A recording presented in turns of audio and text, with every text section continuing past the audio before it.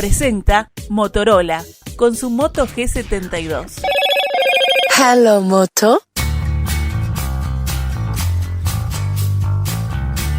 Días pasados, Arabia Saudita anunció la apertura de su mercado para lácteos uruguayos. Son 10 las empresas que quedan habilitadas para exportar productos. Una crónica de la sección Rurales del diario El País decía que la lechería uruguaya sumó un nuevo y potencial mercado, especialmente para la leche en polvo entera, que es el principal rubro de exportación para la industria local.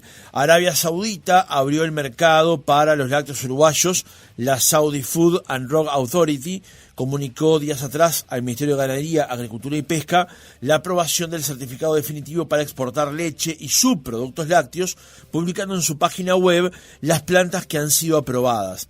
La Secretaría de Estado, a través de la Unidad de Asuntos Internacionales en conjunto con el Departamento de Lácteos de la Dirección General de Servicios Ganaderos, reafirmó su compromiso de abrir las puertas a la producción uruguaya. ¿Cómo impacta justamente esto en la producción local? ¿Qué significado tiene para la exportación de productos lácteos desde Uruguay hacia Arabia Saudita?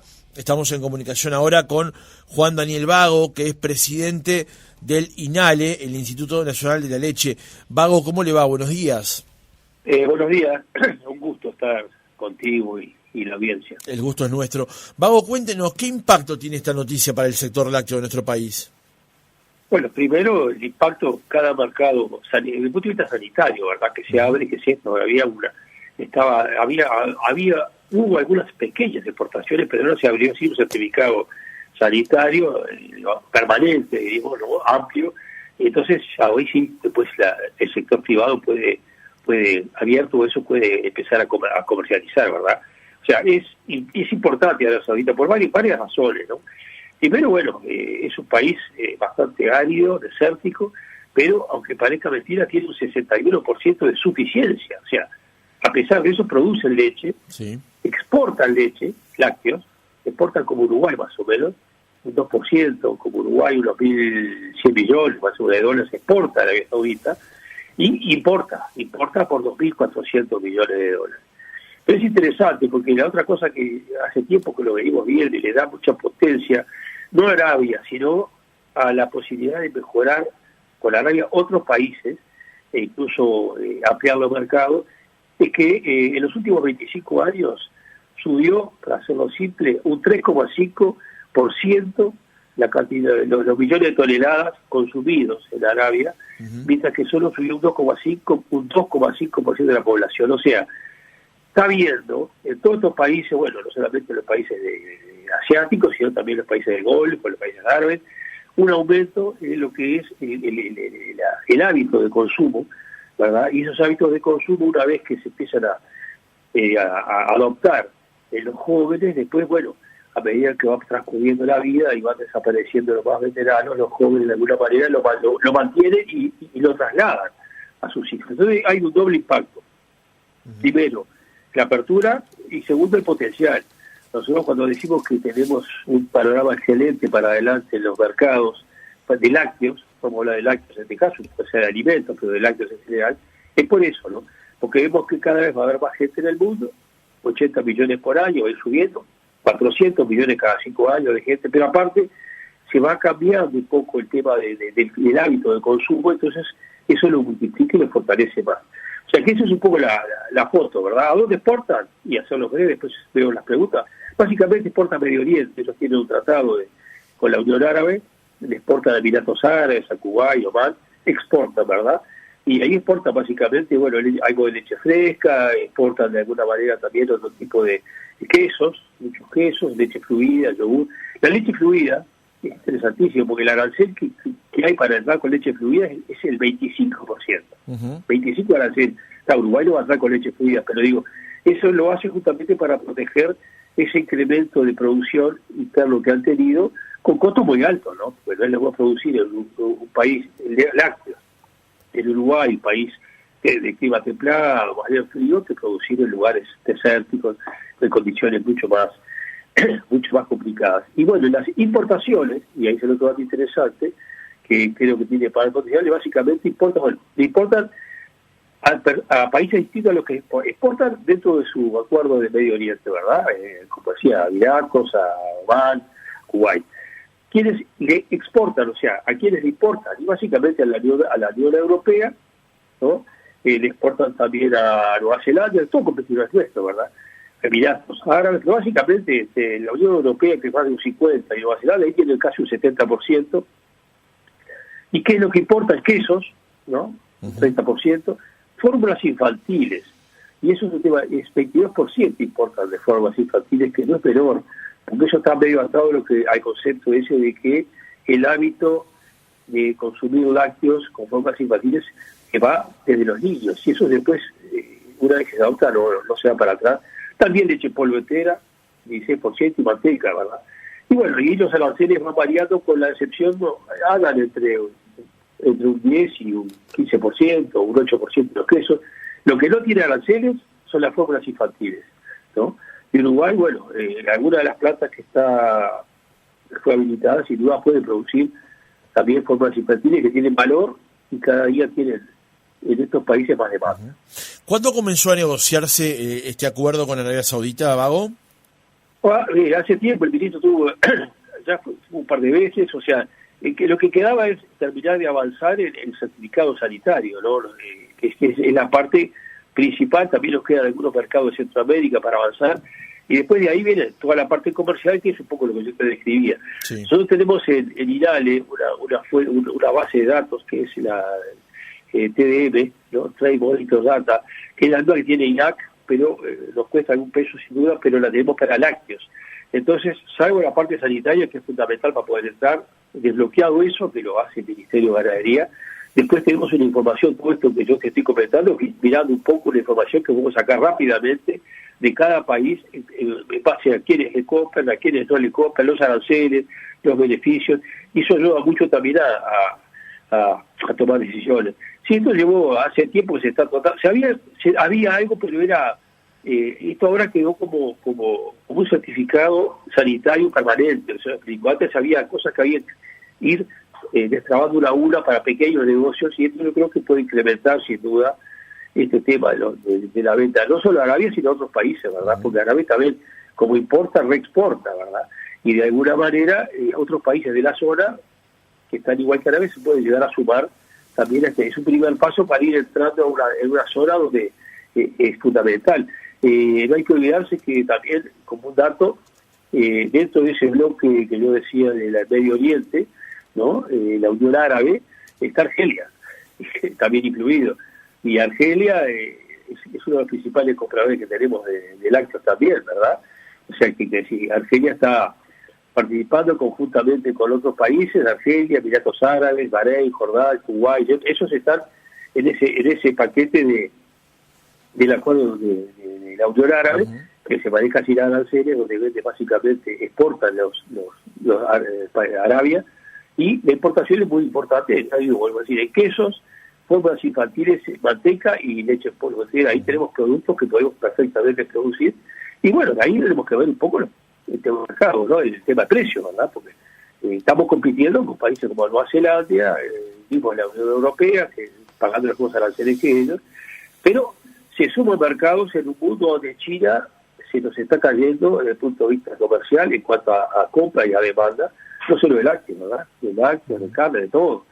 Y eso le ha pegado muchísimo. No es mucha la producción de leche que hay, pero al no comprar China, los países que le vendían a China, como Nueva Zelanda, se empiezan a incursionar en los países que vendíamos nosotros. Y empezamos a competir con Argelia a precios de Foterra, digamos, ¿no? $2.500 la tonelada. Y eso complica bastante el tema a nivel internacional. El tema de Brasil es otro tema aparte, después a veces se puede hablar, porque Brasil también es un comprador grande para Uruguay, es importante, pero ahora tiene primavera, siempre hay un poco de demandas, sobre todo en los grupos de la gremial de productores y de industrias, de trancar un poco con barreras, vamos a llamarle burocráticas, hay parques para complicarlo, aunque Brasil es un país deficitario en leche, ¿no? Es un país que ha crecido mucho más en carne y soja y otros productos que en los lácteos. Tampoco tiene condiciones climáticas muy buenas, y sin duda el futuro va a ser un comprador muy grande, pero en el corto plazo ahora tenemos algunos guarrón que también eso nos ayuda, porque ahí tenemos la ventaja del paraguas del Mercosur, ¿verdad? Entonces vendemos al precio de, ¿cómo se llama?, de internacional de Fonterra, más el plus de ese paraguas de arancelario del Mercosur, igual que Argentina, igual que Brasil, en el caso que los vendiera. Vago, ¿qué implicó negociar un acuerdo de estas características? ¿A qué se compromete Uruguay desde el punto de vista sanitario para negociar? Básicamente, esos son temas muy técnicos. Bueno, yo creo que me imagino, ¿no? Yo no estuve en esa negociación, está en la parte del ministerio, está bien técnica, la parte sanitaria. Bueno, que saber reconocer que Uruguay es un país que no tiene aftosa, pero vacuna, saber que está la trazabilidad, una cantidad de condiciones que exactamente eso lo tiene más claro la gente que negoció el ministerio, que siempre son pequeñas barreras que levantadas se puede empezar a comercializar, como hoy estamos vendiendo a más de 60, 70 mercados en el mundo, ¿no? O sea que, pero hay algunos países, incluso en Centroamérica pasa lo mismo, también hay algunos países de Centroamérica que tienen algún problema porque no tenemos aftosa, pero vacunamos. Entonces esas son barreras sanitarias que hay que levantarlas primero para después sí poder entrar de lleno y agregar al mercado para poder vender. Esos países, estos países son países árabes, de alguna manera también tienen una certificación halal, pero eso no sería problema porque eso básicamente lo tenemos habilitado en otros países. La certificación sanitaria es la base para poder entrar al país y decir, bueno, podemos comprarles lácteos y sus productos porque sanitariamente han cumplido los requisitos que dependen de cada país, ¿verdad? Eso lo tiene más claro la gente que estuvo negociando dentro del Ministerio de Ganadería, y eso es lo que habilita después sí la parte comercial, que es donde entra un poco lo que es la cadena, o sea, los exportadores seguro, pero ahí va las industrias y sin duda va toda la cadena para acá, ¿no? El poder vender, el aumentar mercados. Uruguay hoy exporta un 75% más o menos de la producción, o sea, es totalmente autosuficiente. No es un 61 como Arabia, es un 100% suficiente y de sobra un 75%. Entonces, y todavía queremos producir más leche. Entonces es fundamental para un pequeño país que produce o quiere producir más, que ya exporta mucho, que tiene una población chica, ¿no? Bastante estática en el sentido del consumo, el poder abrir mercados en el exterior para darle aire y supervivencia en el mediano y largo plazo a la lechería, como en este caso la lechería, ¿verdad? Vago, ¿qué es lo que exporta Uruguay? ¿Leche en polvo entera, manteca? ¿Qué más exporta? Bueno, leche en polvo entera es el principal rubro, manteca, lo que pasa es que también en el caso de los quesos, por eso se aprobó una ley de promoción y desarrollo de las industrias, pequeñas industrias lácteas, ¿no? Ese fondo de reconversión de alguna manera busca, porque en la parte de leche en polvo ha habido inversiones importantes en el país, y hay plantas de altísima calidad. Esta de la de Conaprole de Villa Rodríguez es una de las plantas más grandes y más modernas de Latinoamérica, ¿no? Y hay otras, ¿verdad? También lo tiene Estancia del Lago, también Alimentos. Hay plantas muy modernas para leche en polvo entera, y eso ha hecho que Uruguay exporte leche en polvo entera, porque o leche cremada o fórmulas infantiles, que es la novedad, porque tiene capacidad bastante, es muy eficiente para hacer eso. En la quesería se ha quedado mucho más retrasada las inversiones, nos hemos quedado medio estancados y ahí va a hacer falta, sí, alguna reconversión, no en la calidad porque es buena, pero sí en el volumen, la estandarización, y el poder de alguna manera lograr, porque digo, Uruguay exporta leche polvo entera primero, segundo exporta quesos, después exporta manteca y ahí hay otros derivados, fórmulas infantiles también, y bueno, hasta suero, ¿no? O lactosuero y otras cosas, pero el fuerte es la leche en polvo entera, sigue los quesos con un 10-12%, y la manteca, que también es importante. Pero la explicación un poco es, estos países demandan mucho queso, pero la tecnología de los que le venden de Europa, la tecnología europea para producir quesos, es mucho más eficiente que el promedio de las industrias que tenemos en Uruguay para la producción de queso, lo que se ha quedado. Y yo creo la explicación es, se vende leche polvo entera primero porque hay demanda, pero segundo porque somos muy eficientes en la producción porque tenemos plantas de última generación. Bien, Vago, justamente sobre el tema de las fórmulas infantiles, como usted mencionaba, Conaprole hace poco tiempo inauguró allí en la planta de Rodríguez una división enfocada estrictamente a eso. ¿Qué importancia tiene cuando luego se abren mercados como este, por ejemplo, donde eventualmente se podrían colocar parte de la producción? No, sin duda, las fórmulas infantiles es algo, no digo novedoso, pero relativamente novedoso, está un poco atado a ese cambio de hábito de consumo, que no se da por sí, se da porque hay un incentivo de estos países para eso. China también compra fórmulas infantiles. Yo creo que es importante porque le agrega mucho valor. No le puedo vender leche en polvo entera que una leche en polvo con agregado de determinados atributos, vitaminas, en fin, otro tipo de cosas que piden los mercados que hace que la leche salga como fórmula infantil. Ya te decía, en el caso de Arabia, la fórmula infantil no tiene arancel, y la leche en polvo entera tiene un 12 de arancel. O sea que, de entrada, nomás tenés una ventaja arancelaria. Entonces es muy importante, ¿sí? Y ahí vuelvo a lo mismo, estas plantas de última generación, como es la de Villar Rodríguez, también lo tiene Alimentos Fermentos, una planta muy moderna, y otras, ¿no?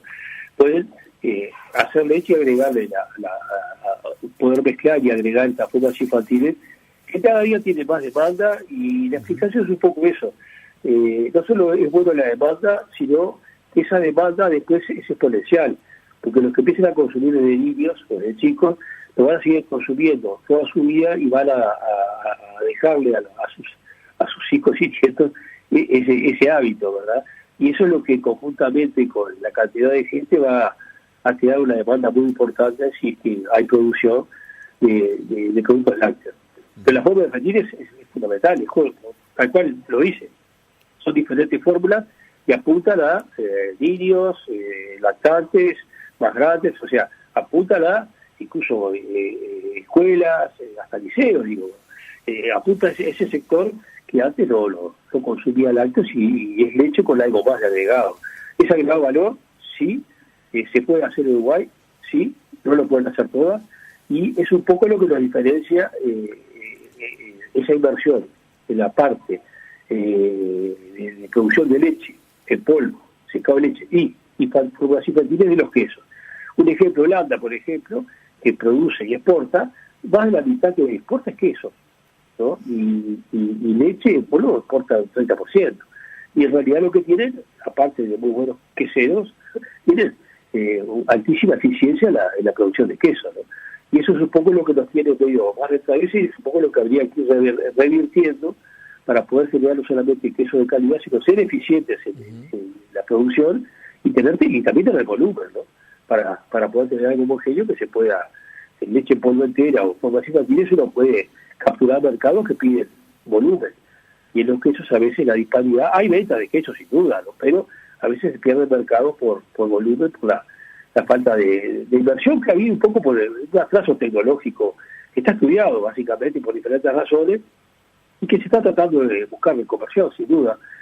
Fraccionamiento, juntarse más de la empresa para poder de alguna manera potenciar un poco o bajar los costos de producción, ¿no? Apuntar a que quesos, hay quesos excelentes en Uruguay, incluso quesos de leche cruda, quesos de los queseros artesanales que han sacado premios ahora ahí en Brasil, en una exposición de quesos a nivel mundial.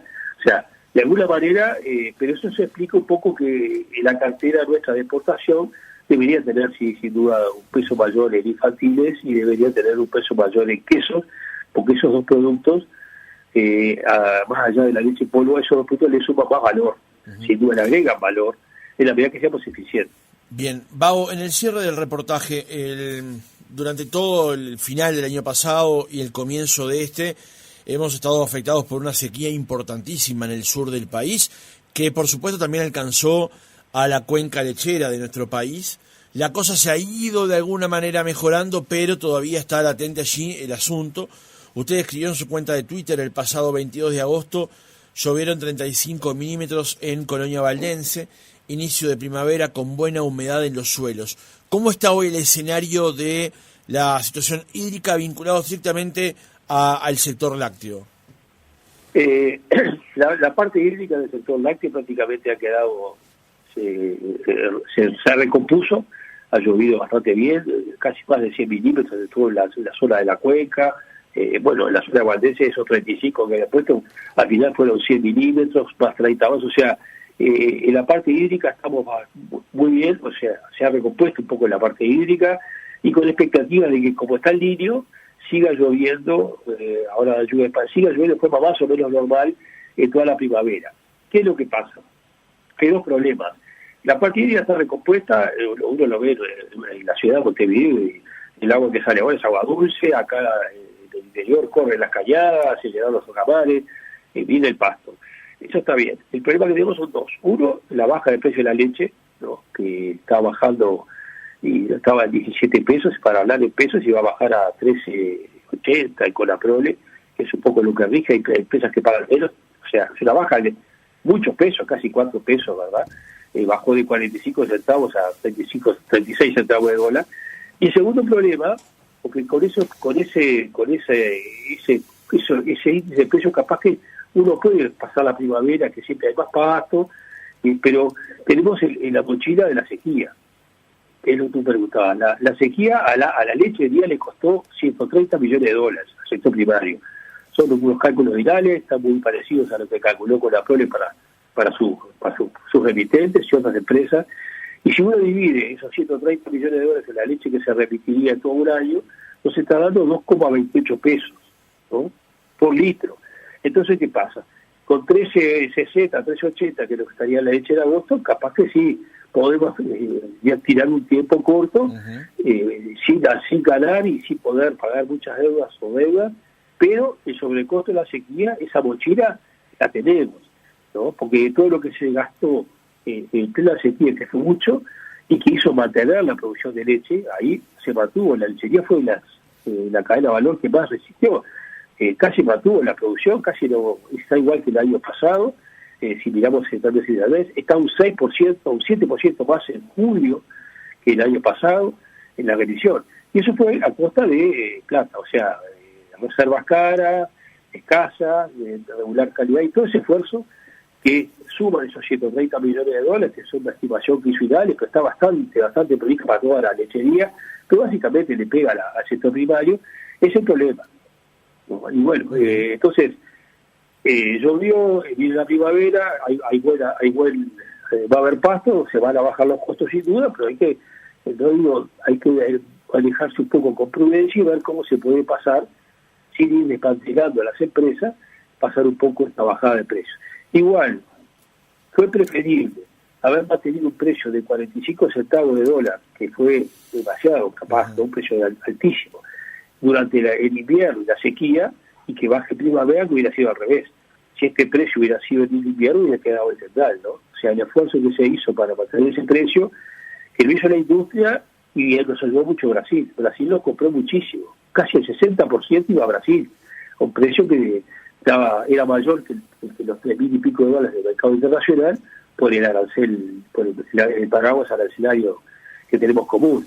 Entonces, si hubiéramos sacado a Brasil, hubiera bajado de 45 a 40 algo en invierno, que no bajó por defecto Brasil, y después ahora hubiera bajado de 40 a 36. La bajada fue muy grande porque Brasil nos hizo comprar un poco de tiempo y eso ayudó mucho. Pero sí, ahora está, no digo complicado, también la lechería fue resistente, pero va a haber que utilizar todos los métodos para bajar costos. O sea, dos cosas: que sea una primavera normal, un año normal, que llueva, que los cultivos vengan, que haya pasto para comer, reservas para recomponer, porque hay que pensar en el verano y en el año próximo. Y por otro lado, que esta crisis de precios rebota rápido. Hoy está a $2.500 la leche en polvo, porque China lo compra, pero a ese precio no se puede producir leche ni en Uruguay ni en el mundo. Capaz que Uruguay puede aguantar, o Macedonia, o lugares de clima templado. Entonces, de alguna manera, nosotros esperamos un rebote rápido, capaz que el primer trimestre del año que viene, si Brasil empieza a comprar, evidentemente empieza a faltar para escasear leche y aumentar la demanda, ¿no? Incluso la intervención de Brasil de vuelta, a partir después de la primavera, en verano, porque Brasil es deficitario en lácteos, y esa es una gran diferencia que tenemos con la carne. En la carne Brasil es un competidor para exportar, en la leche Brasil no es un competidor, es un comprador. Y eso es una carta que siempre tenemos en la banca, más allá de que las decisiones a veces de Brasil de exportar o no, ahora hay algún problemita que el ministro va a ir el 31 de abril con el Ministerio de Ganadería, el ministro de Agricultura de Brasil, para dejar en claro que con Brasil hay un comercio fluido, no hay ni dumping, ni triangulación. En Brasil ahí está mucho más cara que acá, todo. O sea, lo que hay es un comercio, y bueno, y eso de alguna manera siempre pasó. a veces hay presión y lobby de los productores, agremiales productores y de industria, queriendo culpar un poco a la falta de leche en Brasil a que se importa, pero en realidad la falta de leche en Brasil es porque hay otros rubros que han, como la soja y la ganadería, que han crecido más, y la lechería, que es más sensible a esos climas más áridos y más sensible también. Es muy resistente la lechería en lugares de clima templado, ¿no? Como Argentina, Uruguay, Nueva Zelanda y otros, ¿verdad? Y lugares de encierro, como en el caso de Estados Unidos y Europa, de alto costo. Juan Daniel Vago Armand Hugón, presidente de INALE, gracias por haber estado otra mañana con nosotros. Bueno, un gusto, esperamos haber sido claros, pero tratamos de poner un poco en una especie de balance general. No hay que perder de vista que nuestra guía plan estratégico es aumentar la producción entre un 50 a un 100% en 15 años, ¿no? Y con esa luz larga que seguimos trabajando. Ahora estamos tropezando con cosas de corto plazo, pero la coyuntura, como te explicaba en la entrevista, de medir largo plazo parece ser muy, muy buena. Un gusto. Muchas gracias.